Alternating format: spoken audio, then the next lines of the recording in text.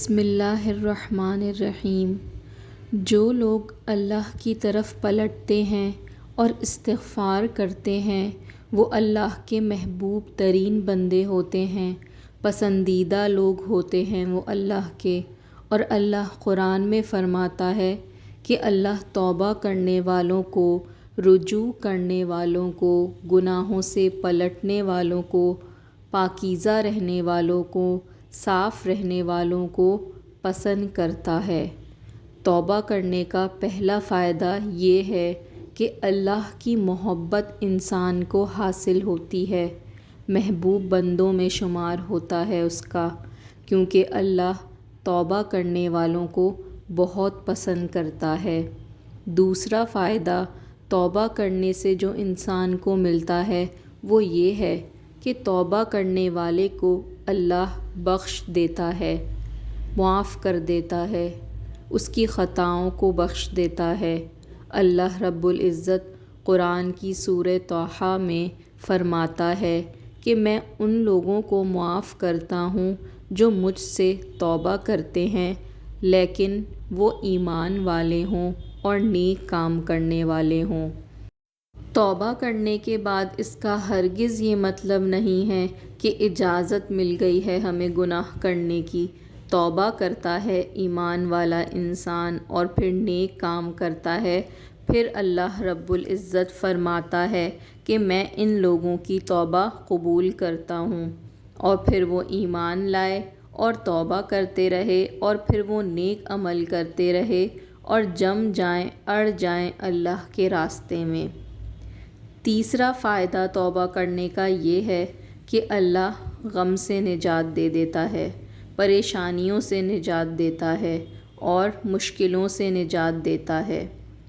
چوتھا فائدہ استغفار کرنے کا یہ ہے کہ اللہ تنگ دستی دور کر دیتا ہے۔ سبحان اللہ! یعنی استغفار کا تعلق تنگ دستی سے بھی ہو سکتا ہے۔ توبہ استغفار کرنے سے رزق میں کشادگی بھی آ سکتی ہے اور مال و دولت میں فراوانی بھی ہو سکتی ہے۔ اللہ تنگ دستی سے نجات دے دیتا ہے۔ تو چوتھا فائدہ استغفار کا یہ ہے کہ اللہ تعالیٰ انسان کی تنگ دستی دور کر دیتا ہے اور رزق میں فراوانی پیدا کر دیتا ہے۔ پانچواں فائدہ توبہ کرنے کا یہ ہے کہ ایسی جگہ سے اللہ روزی دیتا ہے کہ جہاں سے آپ نے سوچا بھی نہیں ہوگا۔ تنگ دستی بھی دور ہوتی ہے، غم بھی دور ہوتے ہیں اور ایسی جگہ سے روزی ملتی ہے جہاں سے گمان بھی نہیں کیا ہوگا، وہم میں بھی نہیں لایا ہوگا۔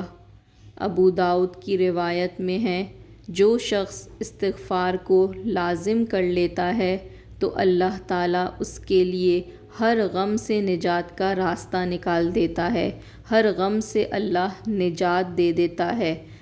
استغفار کی فضیلت یہ ہے کہ نبی کریم صلی اللہ علیہ وسلم کے پاس ایک صحابہ اور صحابی آئے کہ جن کے بیٹے کو دشمنوں نے گرفتار کر لیا، اور نہ صرف پکڑا بلکہ خبر ملی کہ بہت مضبوط زنجیروں سے اس کے پیر باندھ دیے ہیں۔ وہ آئے اور کہا، دشمنوں نے ہمارے بچے کو پکڑ لیا ہے، آپ صلی اللہ علیہ وسلم کچھ بتائیے کہ کیا کیا جائے، کیا کرایا جائے کہ ہمارا بچہ جو ہے وہ واپس آ جائے۔ اللہ کے رسول نے کہا کہ استغفار کی کثرت کرو۔ وہ کہتے ہیں کہ وہ دونوں گھر گئے اور استغفار کی خوب کثرت کی۔ ان کے بیٹے کہتے ہیں کہ جب میں زنجیروں میں جکڑا ہوا تھا، اچانک ایسا ہوا کہ میرے پیروں کی دونوں زنجیریں ٹوٹ گئیں۔ اچانک رات میں دونوں زنجیریں ٹوٹ گئیں تو وہ بہت پریشان ہو گئے کہ یہ کیسے ہو گیا، یہ کیا ہو گیا؟ یعنی لوہے کی زنجیریں تھیں وہ، جو کہ آسانی سے نہیں ٹوٹ سکتی تھیں، وہ ٹوٹ گئیں۔